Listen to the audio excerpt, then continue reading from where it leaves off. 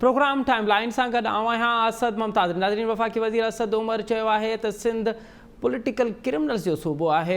Sindh normal political सूबो न आहे बल्कि हाणे हीअ क्रिमिनलाइज़ पॉलिटिकल सूबो थी वियो आहे। अॼु प्रोग्राम हिन ते ॻाल्हाइबो ऐं गॾोगॾु ॻाल्हाइबो त असद उमर चयो आहे त सिंध में सियासी मुख़ालिफ़िन जे ख़िलाफ़ु केस दाख़िल करे उन जे इंतकामी कार्रवाई कयूं पियूं वञनि ऐं ईंदड़ ॾींहंनि में सिंध ऐं वफ़ाक़ जे विच में छिकताण तेज़ थी सघे थी। अॼु प्रोग्राम हिन ते ॻाल्हाइबो ऐं गॾोगॾु ॻाल्हाइबो त वफ़ाक़ी हुकूमत हिकु दफ़ो ॿीहर पेट्रोल जी क़ीमतुनि में इज़ाफ़ो करे पेट्रोल जी फ़ी लीटर क़ीमत में ₹5.40 जो इज़ाफ़ो करे कोविड ऐं महांगाई जी सटियल आवाम खे बम किरायो आहे। हाणे हीअ हिकु बम आहे, उनखे आवाम कीअं मुंहुं ॾींदो, इन्हनि ॿिन्हिनि मौज़ुअनि ते ॻाल्हाइबो। हिन वक़्तु असांखे प्रोग्राम में जॉइन कयो आहे नुसरत वाहिद साहिबा, पाण तहरीक इंसाफ़ जी MNA आहिनि, ऐं उन सां गॾोगॾु हूंदी हीर सोहू साहिबा, पाण पीपल्स पार्टी जी सिंध असेंबली जी मेंबर हैं। नुसरत वाहिद साहबा, आपसे प्रोग्राम का आगाज़ करते हैं कि आपकी लीडरशिप को ये क्यों लगता है कि सिंध जो है वो पॉलिटिकल क्रिमिनल्स का सूबा है, सियासी जो क्रिमिनल्स हैं उनका सूबा है?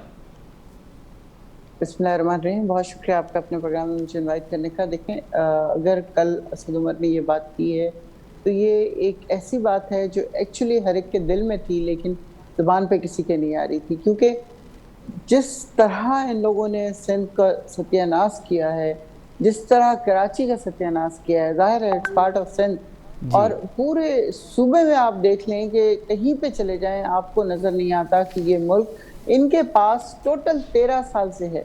ये वाला शहर, ये सूबा, ये इनके पास पिछले 13 साल से है। उससे पहले बेनज़ीर भुट्टो और उससे पहले भुट्टो के ज़माने में जो थोड़ा बहुत लाड़काना में काम हुआ या उसकी थोड़ी सी बाकियात वहाँ पे अभी भी हैं, लेकिन उसके बाद इन्होंने क्या किया, जो पैसा इनको मिला 18 अमेंडमेंट के बाद, ख़ास तौर पे जो ज़रदारी साहब ने खुद ही किया था कि वो 18 अमेंडमेंट चाहते हैं ताकि सूबों में तरक्की का काम हो, तो तरक्की का काम तो कुछ नहीं हुआ, लेकिन वो सब कुछ इनकी जेबों में चला गया। और फिर कोई अगर वहाँ पे कोई मुखालफत करे, जिसकी मैं खुद गवाह हूँ, क्योंकि हमारे बहुत सारे लोग जो PTI में शामिल हुए उनके साथ क्या हुआ, उनके साथ ये हुआ कि उनके पानी बंद कर दिए जाते थे, उनके पर इल्ज़ाम लगा के FIR दर्ज हो जाती थी, उनकी इतनी पिटाई होती थी थाने में कि उनकी 7 किस्तें याद रखें, उनकी बहनों को डिवोर्स दिला दी जाती थी। आपने एक रीसेंट किस्सा देखा होगा, वो जो कैमरामैन था जिसने इनकी ट्रेन मार्च की पुली खोल दी थी कि वो ख़वातीन वहाँ बैठी हुई कह रही थी कि हमें 500 रुपये पर डे पे लाया जाता है और वो भी नहीं दिए जाते।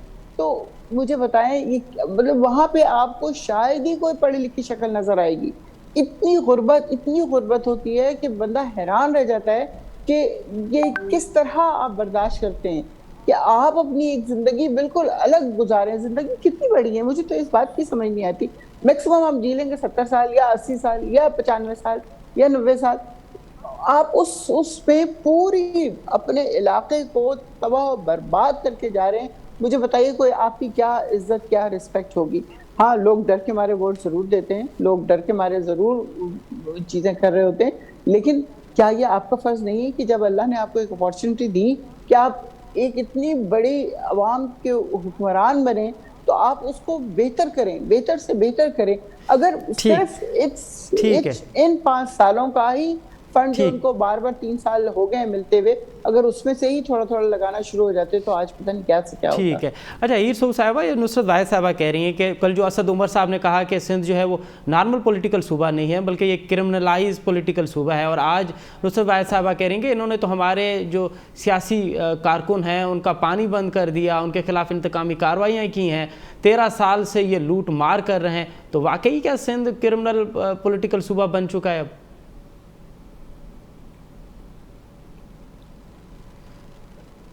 हीर सोहू साहिबा, आपकी आवाज़ नहीं आ रही। जी अनम्यूट कर लें आप अपना माइक, हीर सोहू साहिब जी।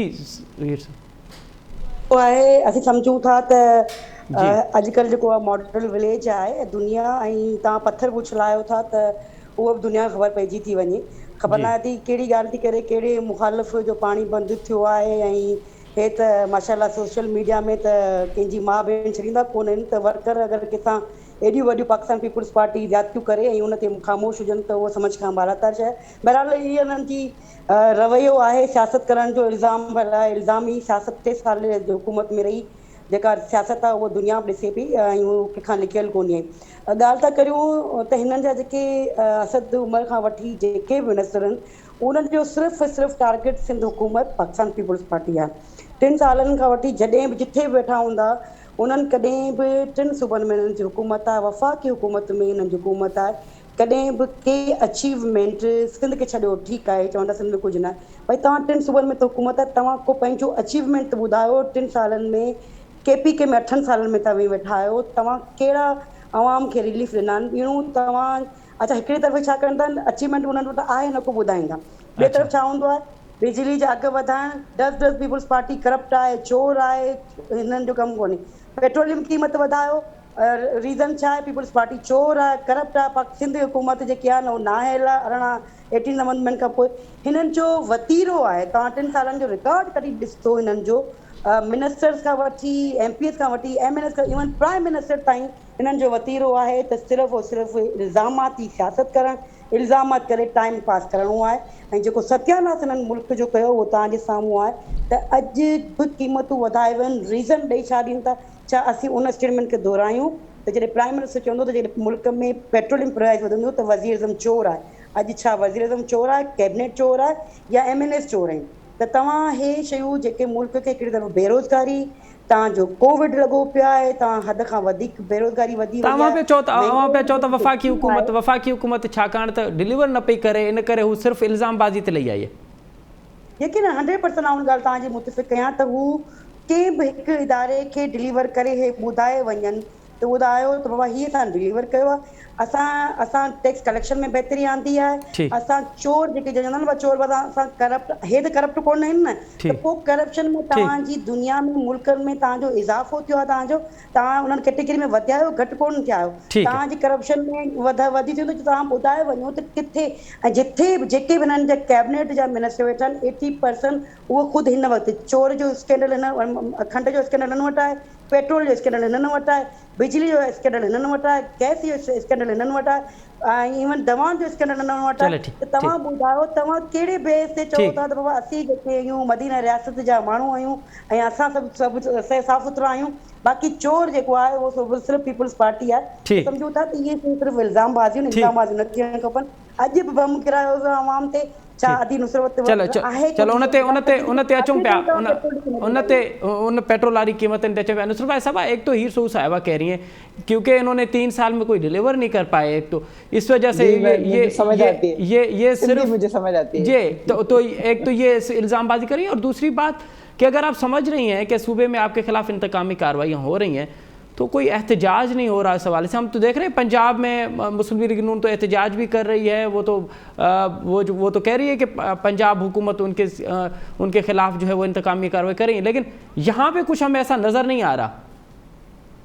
देखिए, एहतजाज उस वक्त इंसान करता है जब आपको नज़र आ रहा होता है कि इसका कोई अमेंडमेंट होगी, इसमें इस चीज़ में कोई बेहतरी होगी। लेकिन जब एक चीज़, चूँकि मैं 2012 से सिंध के हर शहर में गई हूँ, इतनी दूर दराज गई हूँ कि आप लोग सोच नहीं सकते। मैं कश्मीर, मेरा पहला शहर कश्मीर था, और मेरे ख्याल में आखिरी जो था वो कनकोट था, जो इलेक्शन से पहले की बात करें मैं।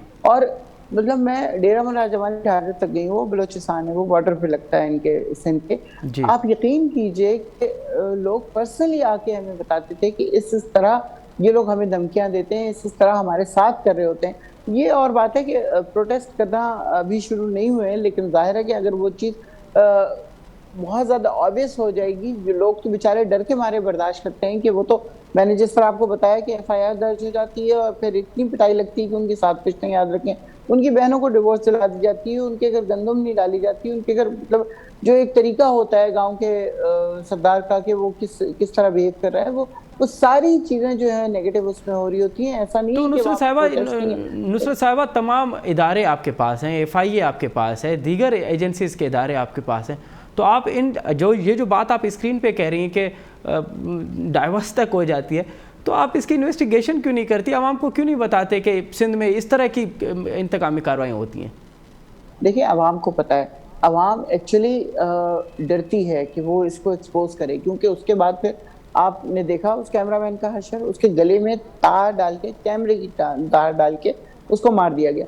तो लोगों को ज़ाहिर है अपनी जान प्यारी होती है कि वो जितना भी बच सकें इस चीज़ से वो बच रहे हैं, लेकिन ये चीज़ ज़ाहिर है बहुत दिन तक नहीं रहेगी। कुछ अरसे बाद लोग इसके बाद बारे में प्रोटेस्ट भी कर रहे होंगे और इसको मीडिया के सामने भी ला रहे होंगे। लेकिन फिलहाल ये हम लोगों को क्यों इसलिए पता है कि हम चूंकि वहां पे जाते रहे, लोगों से मिलते रहे, चलिए, आप कह रही हैं कि अवाम खुद ये खौफ जो है ये ख़त्म करेगा और अवाम खुद इस जबर और जुल्म के खिलाफ आवाज़ उठाएगा। लेकिन नुसरत साहिबा, इंशाल्लाह जी नुसरत साहिबा, आज आपने एक बार तो फिर 5 रुपये बढ़ा लिए पेट्रोल की कीमत के ऊपर। आप तो कह रही थी कि कोई टैक्स नहीं लगेगा, और उस वक्त भी जो माशी माहिर थे वो कह रहे थे कि बिजली और पेट्रोल की कीमतें बढ़ेंगी और फिर आवाम को जो है वो अजाब झेलना पड़ेगा। तो आज क्या ये शुरुआत हो गई है पेट्रोल बढ़ने से? देखिए, पेट्रोल की कीमत जो बढ़ाई गई है वो ज़रूरी है। इस वक्त हमारे पड़ोस के जितने ममालिक हैं, जैसे इंडिया है, बांग्लादेश है, अफगानिस्तान है और बाकी ममालिक, उन सबसे ज़्यादा सस्ती हमारी है। इंडिया में 161, किसी और में 118 तो हमारी है। इसके अलावा और बहुत सारे जिन ममालिक का मैं नाम ले रही हूँ वहाँ पे कीमतें बहुत ज़्यादा है, हमारी फिर भी कम है। और दूसरा ये कि जब आप IMF के पास जाते हैं, अभी तो हम एक ही दफ़ा गए हैं, उसके बावजूद उनकी कड़ी शराइतें जो हमें सुननी पड़ रही हैं और उसके ऊपर ओबे करना पड़ रहा है। जब IMF के पास जाते हैं तो उनकी शराइत को मानना पड़ता है। दूसरा ये कि जो इंटरनेशनल पेट्रोल की कीमत बढ़ रही है उसके हिसाब से आपको चलना है। ये हो नहीं सकता कि अगर वहाँ पे $50 या $100 का लीटर है तो हम उसको $10 या $20 में बेचें, ये मुमकिन नहीं है। तो ये कुछ चीज़ें ऐसी होती हैं जिसको आप अवॉइड नहीं कर सकते। आवाम के ऊपर बोझ डालना आपके प्राइम मिनिस्टर को बिल्कुल पसंद नहीं है। ये आपको पता है, ये वाली जो समझी गई थी 12 रुपए की थी, लेकिन हाँ, ये तो वज़ीर आज़म को पसंद नहीं है कि आवाम के ऊपर बोझ डाला जाए, लेकिन फिर भी वो डाल रहे हैं। लेकिन वो क्या करें, मुल्क तो चलाना है ना। ये इनडायरेक्ट टैक्स एक तरीके से आप समझें कि हुकूमत चलाने के लिए पैसे चाहिए, रोजमर्रा अखराजात के लिए पैसे चाहिए, फौज के लिए पैसे चाहिए, जो तनख्वाहें देनी है उनके लिए पैसे चाहिए, पेंशन देने वालों को पैसे चाहिए। तो मुझे बताइए फिर ऐसा कैसे मुमकिन है कि आप चीजों के ऊपर कीमत बढ़ी ना करें और बढ़ाएं ना और आपको सब कुछ मिल भी जाए। ठीक है, ठीक। हीर साहिबा, नुसरत वाहिद साहब चए पई त असां वटि ॿियो को रस्तो न आहे, क़ीमतूं वधंदियूं ऐं पैसा आहिनि कोन, फ़ौज खे बि पैसा ॾियणा आहिनि, ॿियनि इदारनि खे पैसा ॾियणा आहिनि, पघारूं ॾियणियूं आहिनि। ईअं मुल्क हली नथो सघे जेसि ताईं असां क़ीमतूं नथा वधायूं। बिल्कुलु इहे ई नाअहल तरीन हुकूमत जा जवाब आहिनि। असां वटि ॿियो को रीज़न कोन्हे, ॿिया असां वटि असबाब कोन्हनि जो असां पेट्रोल जी क़ीमतूं वधायूं। त मां सम्झां थी त जॾहिं तव्हां ॿियनि मुल्कनि जो मिसाल था ॾियो त बाबा हुते पेट्रोलियूं, त उन्हनि मुल्कनि जी जेके ॿियूं जेकी चङियूं शयूं उहे ॿुधायो न, उन्हनि मुल्कनि जे एक्सपोर्ट किथे पहुची विया, उन्हनि मुल्कनि जी एजुकेशन किथे पहुची वई आहे, उन्हनि मुल्कनि जा टैक्स नेट, वो सारा कुछ हम 3 सालों में कर लेते हैं और आप 70 सालों में बैठे रहते हैं आराम से। 3 साल में आगे मैजिक कर लेते सारा। 3 सालों में कोई अच्छा एक कारनामा बता दे, अच्छा एक कारनामा बता दे कि 3 सालों में भाई हमने ये केपीके में 100% सेहत कार्ड है लोगों के पास, माशाल्लाह। केपीके में जो कल 2 दिन पहले आपने आयु मेडिकल दिखा था ना हॉस्पिटल, वही केपीके में हालत जो है ना, एबटाबाद का भी अभी जो बारिश हुई है वो पूरा हमने देख लिया। आपने शायद नहीं देखा, शायद अच्छी चीज जो मैंने देखा है, वो नजर आती है, मैंने देखा है, वो नजर नहीं आती। जब बारिश बहुत ज्यादा हो जाएगी तो डेफिनेटली कोई भी शहर उसमें डूब जाएगा। आसान टारगेट है त तव्हां डायरेक्ट टैक्सेस लगायो माण्हुनि खे न, तमामु आसान शइ आहे। तव्हां टैक्स नेट में बहितरी जे लाइ तव्हांजा जेके बि फाइनेंस मिनिस्टर आया आहिनि, हिकिड़ो जेको आहे न नाइल थो थिए, वरी ॿी थो अची वञे, ॿियो अचे थो वरी टियों थो अची वञे। तव्हां अगरि 100% IMF जे प्रोग्राम ते हलंदा त वेतर पूरे साल में तव्हांजे लाइ अज़ाब त अज़ाब ईंदा वेंदा। हाणे तव्हां बिजली पेट्रोल वधायो आहे, सुभाणे तव्हां बिजली जा अघ वधाईंदा, वरी तव्हां गैस जा अघ वधाईंदा। इहे तमामु आसान टारगेट आहिनि। तव्हांजो जेको कमु आहे हिकिड़ो, त तव्हां जेको पहिरीं तव्हां जेके आया हुआ हुकूमत में, तव्हां चयो त असां करप्शन खे, करप्ट माण्हू ख़तमु कंदासीं करप्शन, तव्हां उन ते फोकस ई न कयो आहे। तव्हां सिर्फ़ु फोकस कयो आहे त मुखालिफ़ खे गारगंद कीअं करिणो आहे, मुखालिफ़ जी तज़लील कीअं करणी आहे, मुखालिफ़ खे नेब जे अंदरि कीअं आणणो आहे।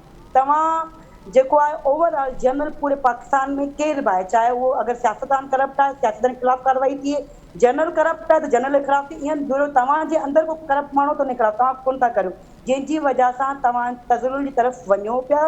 तव्हां कंहिं बि हिकु बि हींअर तव्हां ॿुधायो त FBI जी कलेक्शन छा आहे, 3 सालनि में FBI टारगेट असीं अंदरि चऊं था त सिंध हुकूमत जेको टारगेट रखियो, तव्हां असांखे चओ था ना अहिड़ा कुझु कोन थियो, उहो टारगेट असीं पूरा करूं था।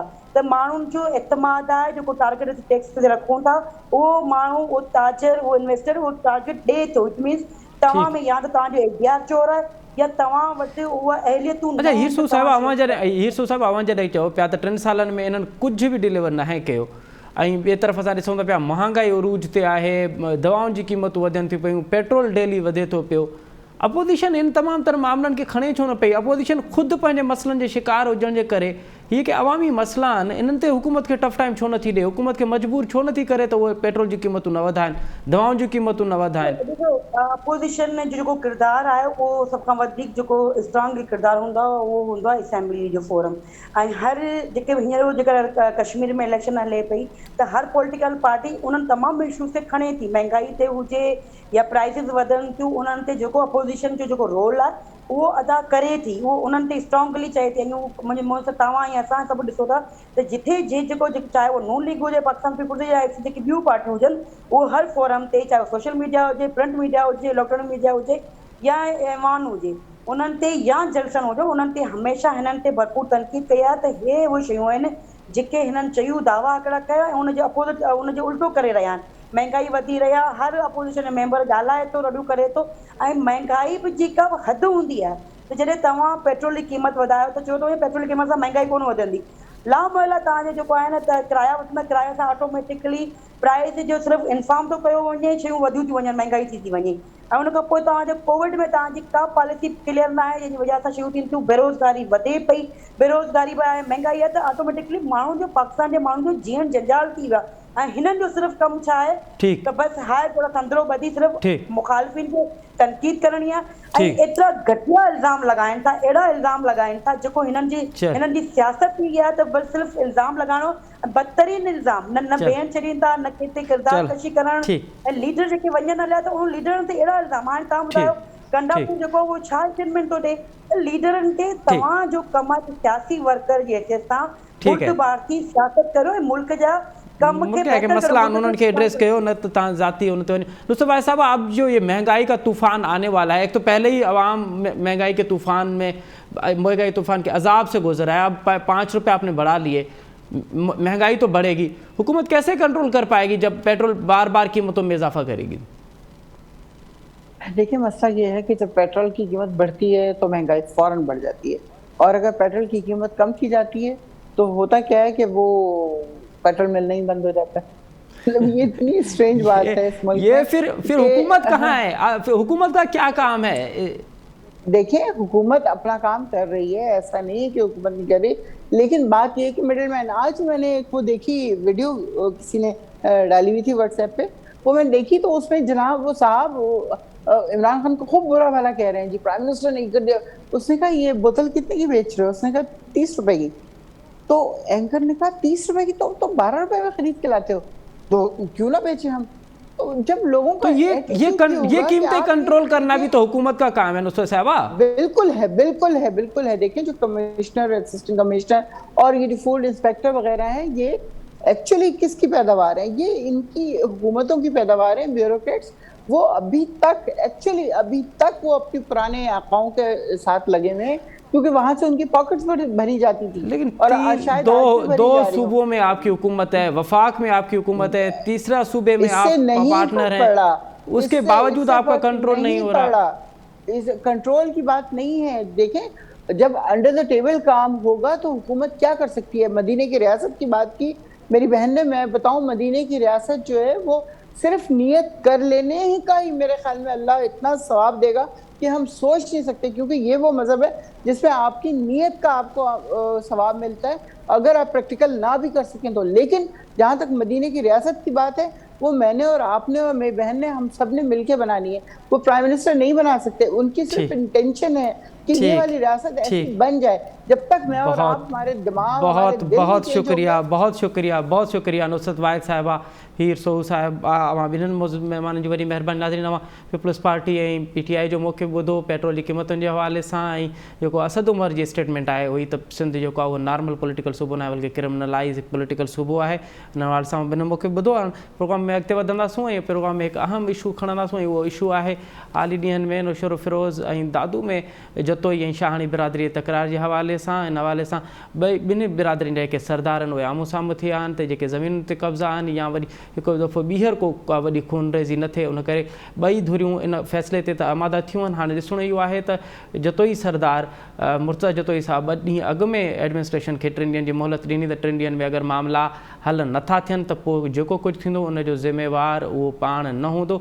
ॾिसणो इहो आहे त हाणे छा थो थिए ऐं हाणे जतोई सरदार छा था सोचनि ऐं चाकराणी सरदार जेको चाकर खान शाहाणी आहे उनखे जॾहिं ॿियनि सियासी अॻवाननि बि राब्तो कयो फ़ैसिले था त छा ॿई धुरियूं हाणे फ़ैसिले लाइ राज़ी आहिनि। प्रोग्राम जे हिन ते ॻाल्हाइबो ऐं हिन वक़्तु असांखे प्रोग्राम में जॉइन कयो आहे सरदार मुर्तज़ा जतोई साहब, पाण नेशनल पीपल्स पार्टी जा अॻवान बि आहिनि ऐं जतोई बिरादरी जा चङा मुड़ुस बि आहिनि। मुर्तज़ा साहब अस्सलाम वालेकुम। वालेकुम सलाम। अच्छा मुर्तज़ा साहब इहो ॿुधाइजो तव्हां 2 ॾींहं अॻु में एडमिनिस्ट्रेशन खे 3 ॾींहंनि जो पहिरां थोरी करेक्शन करे वठां। जी तव्हां पे चयो असांजो जेको क़बाइली पूरो स्ट्रक्चर आहे, ढांचो आहे, उन में हिकिड़ो चीफ सरदार आहे ऐं उन खां पोइ 3 खान आहिनि ऐं सरदार कोन आहियां। जी जी तव्हां टे खान उन 3 खाननि मां हिकिड़ो आम खान आहे, ज़रूरु आहे। जी जी जी रईस मुर्तज़ा खान, हाणे इहो ॿुधाइजो त तव्हां 3 ॾींहंनि जो अल्टीमेटम ॾिनो एडमिनिस्ट्रेशन खे, उहो अल्टीमेटम हाणे किथे पहुतो आहे? अव्हां सां कंहिं राब्तो कयो? जी असां सां मां कल्ह पुलिस जेको आहे सो असांजे हवाले मामिलो कयो जिथे पुलिस क़ाबिज़ रही या उनजो मौक़ुफ़ आहे असां सिक्योरिटी लाइ वेठा हुआसीं, असांजो मौक़ुफ़ इहो हो त पुलिस उते अची वेही रही ऐं उन खां पोइ उन्हनि खे शाहनि खे हिकिड़ो बस मिली वियो त बंगले खां परे पासे जेके बि लाॾियूं हुयूं उन ते शाहणी अची वेही रहिया। त कल्ह आउं सम्झां थो त जेको थियो आहे उहो ख़ुशाइंद हो त पुलिस न्यूट्रलाइज़ थी वई ऐं उन्हनि असांखे असांजी प्रॉपर्टी असांखे हैंड ओवर कई। उन खां पोइ उन्हनि मूंखे चयो आहे त असांखे 3 ॾींहं ॾियो ऐं असां इनशाला तव्हांखे लाॾियूं बि ख़ाली कराए ॾींदासीं। पर उनखे रुगो 24 कलाक थिया आहिनि त हींअर मूंखे इतला इहा आहे त वरी शाहणी दूजी तरफ़ां फायरिंग शुरू थी वई आहे ऐं असांजे माण्हू ज़ाहिर आहे जवाबी फायरिंग कंदा जेके बि उते मौजूदु आहिनि, पर अॻिते असां पेशकदमी कोन पे कई छाजे करे जो असां जेको ॻाल्हि कंदा आहियूं, जेको वाइदो कंदा आहियूं या जेका ॻाल्हि कंदा आहियूं उनखे पारींदा आहियूं। असां अॻिते पेशकदमी 2 ॾींहं कोन कयूं आहे, पर हाणे जो उन तरफ़ खां फायरिंग शुरू थी वई आहे त रिटेलिएशन में कुझु बि थी सघे। अच्छा अव्हां चओ पिया त हाणे फायरिंग शुरू थी वई आहे ॿिनि तरफ़ां? जी इहो मूंखे इतला इहो आहे, मां न्यूज़ जो आहियां, मां केटी जो कोन आहियां त मूंखे इतला थी आहे। एडमिनिस्ट्रेशन हिते किथे आहे? जॾहिं 2 धुरियुनि में फायरिंग थी आहे त हाणे त खूनरेज़ी जा इम्कान आहिनि, एडमिनिस्ट्रेशन जो हिन वक़्त ताईं जेको किरदारु आहे उनखे कीअं था ॾिसो?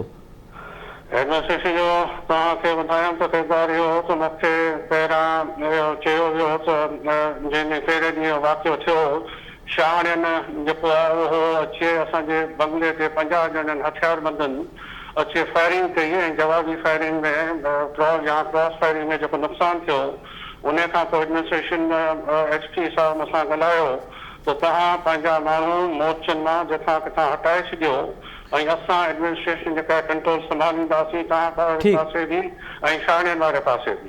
त जीअं आउं तव्हांखे चयो त अनफॉर्चुनेटली असांजे बंगलनि ते अची वेही रहिया ऐं उन्हनि खे कस ॾिनो त असांजी लांडियुनि ते अची वेहनि, इहो रोल रहियो एडमिनिस्ट्रेशन।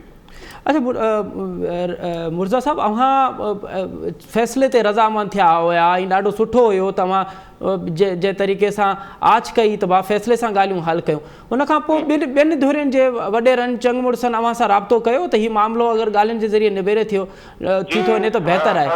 हर दोस्त जी महिरबानी, हर दोस्त जो आउं शुक्रिया अदा कंदुमि त उन्हनि पंहिंजे किरदार अदा करण जी कोशिशि कई। उन में असांजा सभु दोस्त कंहिं अव्हां सां राब्तो कयो, कहिड़ी बि पार्टी सां तालुक़ रखंदा हुजनि, उन सभिनी जी कोशिशि इहा हूंदी आहे ऐं आउं सम्झां थो हर चङी जी पहिरियां कोशिशि इहा हूंदी आहे त जेको फ़ैसिलो थियणु खपे, खून ख़राबो न थियणु खपे, खूनरेज़ी न थियणु खपे। पर असांजो बि तव्हां माज़ी में ॾिसो त असांजे ख़ानदान जो इहो ई किरदारु रहियो आहे। असां न सिर्फ़ माज़ी में पंहिंजी क़ौम जा ख़ान रहिया आहियूं, पर इलाइक़े जे 40 बरोज क़ौमूं जेके आहिनि असांजो राज रहियो आहे ऐं उन्हनि जे निबेरनि में ऐं उन्हनि जे जेके बि मसइलनि में हमेशह असां किरदारु अदा कयो आहे त जीअं चूंड जी न थिए त कल जीअं तव्हां ॾिठो हूंदो त मां पहिरें ॾींहं खां बि इहा ई ॻाल्हि थो कयां त बाबा पहिरां बि फ़ैसिलो ऐं पोइ बि फ़ैसिलो आख़िर में बि फ़ैसिलो त बहितर आहे त फ़ैसिलो कयो ऐं वधीक जीअं चूंड जी न थिए उन में असांजा दोस्त मखदूम साहिबान मखदूम फ़ज़ल साहिब जेको आहे उन बि चाकर ख़ान सां ॻाल्हायो मां डायरेक्ट चाकर ख़ान सां ॻाल्हायो अच्छा मुर्तज़ा साहिब इहो ॿुधाइजो मुर्तज़ा साहिब इहो ॿुधाइजो तव्हांजी चाकर ख़ान सां ॻाल्हि ॿोल थी उन ॻाल्हि ॿोल में छा डिसाइड थियो अवां ॿई छा ते मुतफ़िक़ थिया हुयो थोरो कुझु फैक्ट्स खे डिस्टॉर्ट पियो वञे एक्चुअली छाणी ऐं असां दंग ई आहियूं आउं सम्झां थो त हिते असां वेठा आहियूं इन ज़मीननि ते इन इलाइक़े में 1782 खां जॾहिं खां तालपुरनि जी हुकूमत आई सिंध ते ऐं छाणी बि हिते पुराणा सेटल्ड आहिनि ऐं असांजा पाड़ेसी रहिया आहिनि चांडिया असांजा पाड़ेसी आहिनि त उन्हनि खे चांडियुनि खे बि पहिरां सियासी तौर ते इस्तेमालु कयो वियो ऐं उहो जहिड़ो बि 2016 में शुरू थियो ऐं 2018 में ख़तमु थियो 2 साल हलियो त उन जो बि निबेरो वञी फ़ैसिले में थियो पर उन विच में खामखाई 22 माण्हुनि जी जान वई ऐं काफ़ी माण्हू ज़ख़्मी थिया पर नेट निबेरो 2 सालनि खां पोइ थियो हाणे सूरत इहा ई आहे त ॿियनि दोस्तनि में जीअं आवाज़ कयो मंजूर ख़ान बि किरदारु अदा कयो जमाली साहिब बि ख़ानदान माण्हू आहे जेको MNA आहे परे पासे उनजी बि कोशिशि आहे फ़ैसिलो थी वञे पर अञा ताईं ॻाल्हि फ़ैसिले में न जतोई साहिब अव्हांजी जतोई साहिब हुसैन ख़ान जतोई साहिब उन बि ॻाल्हायो लियाक़त अली ख़ान जतोई बि ॻाल्हायो ठीक है अच्छा जतोई साहिब अव्हांजी बाज़ाब्ता ख़ुदि जॾहिं चाकर ख़ान शाहानी सां ॻाल्हि ॿोल थी उन्हनि ॻाल्हियुनि में अव्हां कहिड़ियुनि ॻाल्हियुनि ते इतफ़ाक़ कयो ॻाल्हियूं कहिड़ियूं थियूं अव्हां जूं थोरो फैक्ट मां तव्हांखे हिन जो फर्स्ट नंबर ॿुधायां त हीउ जेको मामलात आहिनि थोरा घणा थींदा रहिया 15-16 सालनि खां ऐं 15-16 साल बि फायरिंग वायरिंग थी उन में कुझु निशान ज़ख़्मी थिया त उन जो निबेरो जेको थियो चाकर ख़ान खे मां चयो अञा 2 धुरियुनि में अगरि मसइलो थिए त जो बि मुक़ररु कबो आहे त मां चाकर ख़ान खे चयो त तव्हां भाउ आहियो तव्हांजे घर ते फ़ैसिलो थिए आउं ईंदुसि ऐं हली वियुसि ऐं उते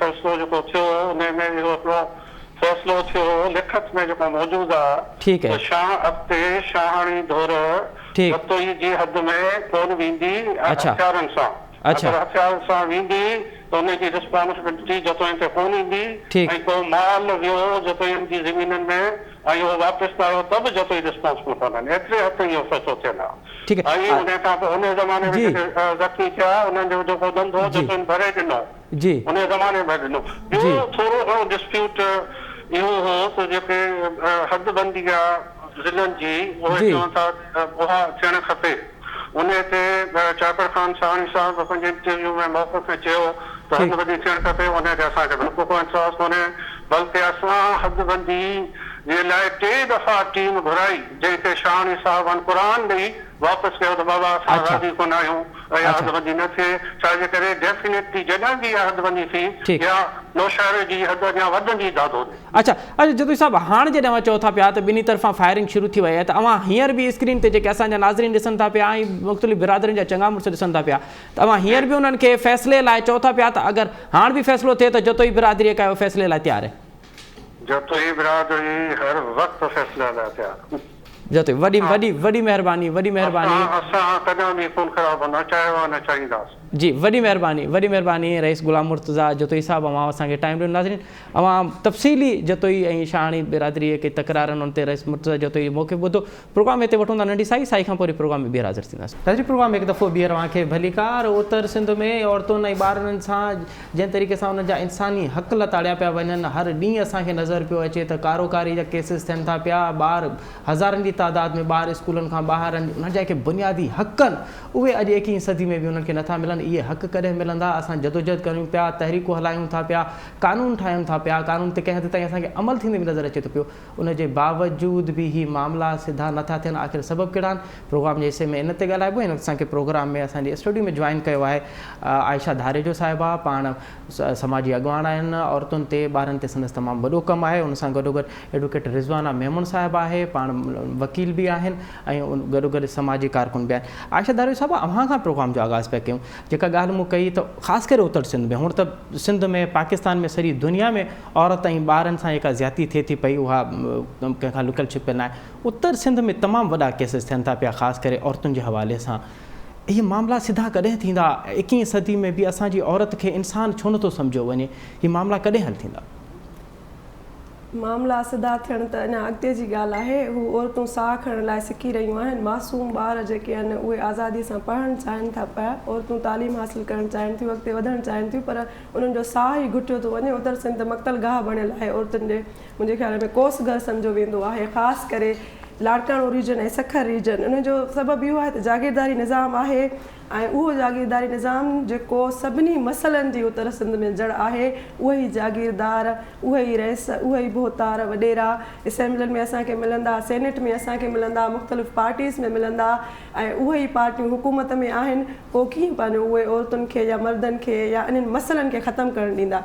औरतुनि जा मसइला हर छमाहीअ में वधी रहिया आहिनि। पोएं साल 2020 में 184 औरतूं ऐं मर्द कारोकारी जे इल्ज़ाम तहत मारिया विया, पर हिन छमाही में, गुज़िरियल छमाही में 68 रेशो हुयो। हिन में आहे 91। ओ माय गॉड, 91 वक़्त सां रेशो वधी रहियो आहे। हिकिड़े ॾींहं में 4 औरतूं कारोकारी में मारी वञनि थियूं। उन्हनि सां ई गॾु ॿारनि सां रेप थियनि था, उन्हनि सां ई घरेलू तशद्दुद थिए थो पियो। हाणे तव्हां ॾिसो डोमेस्टिक वायलेंस ईअं वधी रहियो आहे, एतिरो वधी रहियो आहे। ऐं कोरोना जे ॾींहंनि में जॾहिं मर्द औरतूं हर को घरनि में हुयो, उन्हनि ॾींहंनि में रमज़ान शरीफ़ में कचे जे इलाइक़े में सखर में अदी मारी वई हुई हिकिड़ी छोकिरी रोज़े में, ऐं उनजो हिन वक़्त ताईं लाश न मिलियो आहे।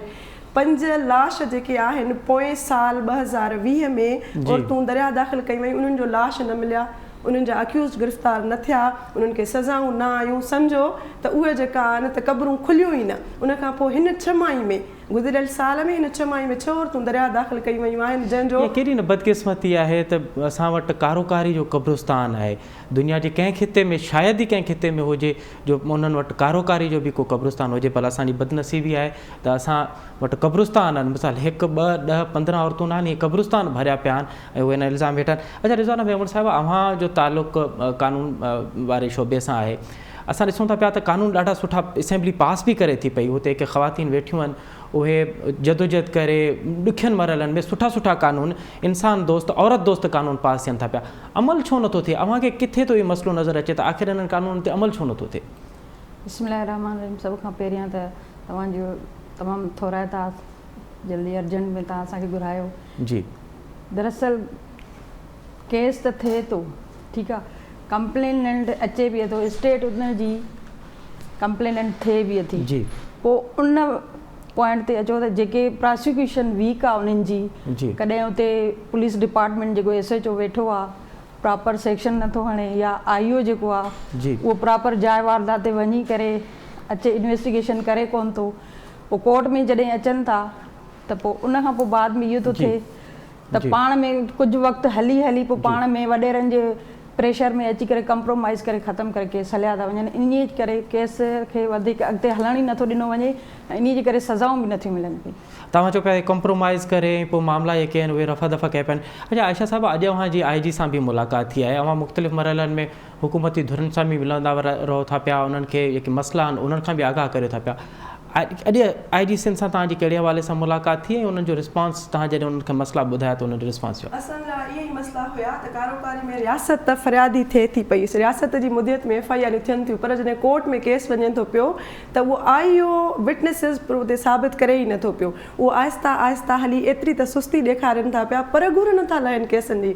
वॾी ॻाल्हि आहे त नॉन कंपाउंडेबल सेक्शन लॻनि था पिया ऐं साल में ख़बर पए थी। राजूनी थी वियो, अफ़साना समय जो केस हुयो पनवाकल में 10 लख वठी कंप्रोमाइज़ थी वियो, ऐं इवन एतिरे क़दुरु हिकिड़ो मसइलो रखियो त DNA जेके ॿारनि सां रेप थिए थो, DNA थिए थो, त उन में पुलिस जो जेको हेठियों अमलदार आहिनि, SHO आहे, जमादार आहे, DSP आहे, उहो ई विक्टिम वारे ख़ानदान खां पैसा वठनि था पिया। हू चवनि था असांखे किरायो बि ॾियो, भाड़ो बि ॾियो, पेट्रोल जो ख़र्च बि ॾियो। हालांकि मुश्ताक मर साहब जो चवाणी त इहो सरकारी तौर उन्हनि खे मिलियल हूंदो आहे, लैब में गवर्नमेंट जे खाते मां वेंदा आहिनि, पर इहा करप्शन थिए थी पई न।